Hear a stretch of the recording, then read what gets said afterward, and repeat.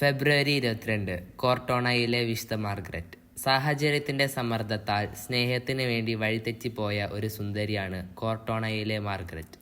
ഇറ്റലിയിൽ തുസ്കാനിയിലെ ലവിയാനോയിൽ ഒരു പാവപ്പെട്ട കർഷക കുടുംബത്തിലായിരുന്നു മാർഗരറ്റിന്റെ ജനനം. 1247 ജനിച്ച അവൾക്ക് 7 വയസ്സായപ്പോൾ അമ്മ മരിച്ചു. 2 വർഷം കഴിഞ്ഞപ്പോൾ അപ്പൻ പുനർവിവാഹം നടത്തി. മാർഗരറ്റിനെ രണ്ടാനമ്മ ക്രൂരമായി പീഡിപ്പിച്ചിരുന്നു. അവളുടെ മേൽ എല്ലാ കുറ്റങ്ങളും ആരോപിച്ച് അവളെ മാനസികമായി തളർത്തി. 9 കൊല്ലം രണ്ടാനമ്മയുടെ ഈ പീഡനം സഹിച്ച് അവൾ പിതാവിൻ്റെ വീട്ടിൽ തന്നെ കഴിഞ്ഞുകൂടി.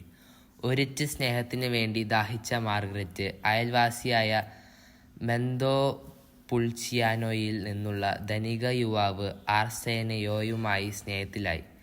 വിവാഹ വാഗ്ദാനം നടത്തി വശീകരിച്ച് അയാൾ മാർഗരറ്റിനെ സ്വന്തം വീട്ടിൽ ഒരു കാര്യസ്ഥയായി താമസിപ്പിച്ചു. അന്ന് അവൾക്ക് 18 വയസ്സ് മാത്രം പ്രായം. വർണ്ണശബളമായ വസ്ത്രങ്ങൾ ധരിച്ച് അവൾ ആഡംബര ജീവിതം നയിച്ചു. കുതിരപ്പുറത്ത് കയറി അവൾ നാട്ടിൽ കൂടെ പ്രൗഢി കാട്ടി സഞ്ചരിച്ചു. ഒരു ദിവസം ആർസേനിയോ വീട്ടിലെത്തിയില്ല. സന്തത സഹചാരിയായ വളർത്തുനായ ഒറ്റയ്ക്ക് തിരിച്ചു വന്നപ്പോൾ അപകടം മണത്ത മാർഗരറ്റ് നായയോടൊപ്പം കൂട്ടുകാരനെ തെരഞ്ഞ് വനത്തിലേക്ക് പുറപ്പെട്ടു. നായ യജമാനൻ്റെ മൃതശരീരം കാണിച്ചു കൊടുക്കുമ്പോൾ അത് അഴുകി തുടങ്ങിയിരുന്നു. അന്ന് അവൾക്ക് 27 വയസ്സായിരുന്നു. ആർസേനിയോടൊപ്പമുള്ള 9 വർഷത്തെ ജീവിതത്തിൽ അവൾക്ക് ഒരു പുത്രൻ ജനിച്ചിരുന്നു. ഈ ദുരന്താനുഭവം മാർഗരറ്റിനെ മാനസാന്തരത്തിലേക്ക് നയിച്ചു. തനിക്കുണ്ടായിരുന്ന സ്വത്തുക്കളെല്ലാം അവൾ അവിടെ ഉപേക്ഷിച്ച് മൊന്തേ പുൾച്ചിയാനോയിൽ നിന്ന് മകനെ മാത്രം എടുത്ത് അവൾ മടങ്ങി. അനുതാപിയുടെ വസ്ത്രം ധരിച്ച് മകനെയും എടുത്ത് പിതാവിൻ്റെ ഭവനത്തിലെത്തിയ മാർഗരറ്റിനെ രണ്ടാനമ്മ വീട്ടിൽ കയറ്റിയില്ല. പിന്നെ അവൾ കോർട്ടോണയിലേക്ക് അഭയം തേടിപ്പോയി. ഫ്രാൻസിസ്കൻ സന്യാസികളുടെ സഹായം തേടി. ജോൺ കസ്താഗ്ലിയോൺ, ജിയുന്ത ബെവങ്ങാത്തി എന്ന 2 ഫ്രാൻസിസ്കൻ വൈദികർ മാർഗരറ്റിനെ ആധ്യാത്മിക ജീവിതത്തിലേക്ക് നയിച്ചു. അവരിൽ ജിയുന്തയാണ് അവളുടെ കുത്തഴിഞ്ഞ ജീവിതത്തിൻ്റെ കഥ എഴുതിയത്. തൻ്റെ പഴയ ജീവിതത്തിന് അവൾ പല പ്രാവശ്യം പരസ്യമായി മാപ്പ് ചോദിച്ചു. കോർട്ടോണയിലെ സ്ത്രീകൾക്ക് സേവനം ചെയ്തു കൊടുത്താണ് പിന്നീട് മാർഗരറ്റ് ജീവിച്ചത്. പിന്നീട് ഭിക്ഷാടന മാത്രമായിരുന്നു ജീവിതമാർഗം.